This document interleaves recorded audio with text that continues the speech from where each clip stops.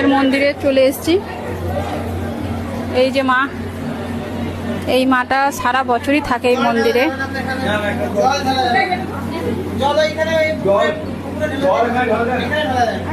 এখন জল ঢালতে দেবে না বলছে।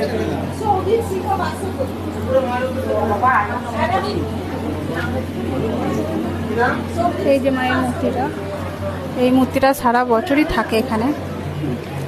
আর ওই দিকে যে মন্দিরটা আছে, ওই মন্দিরটা মানে কালকে উঠেছে, দুদিন থাকবে, থেকে চলে যাবে, আবার পুকুরে চলে যাবে।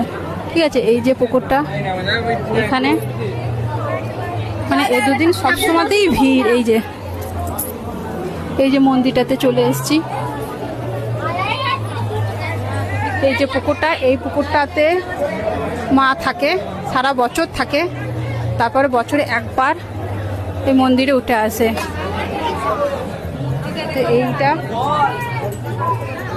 পুকুরটা অনেক বড়, পুকুরটা যথেষ্ট বড়।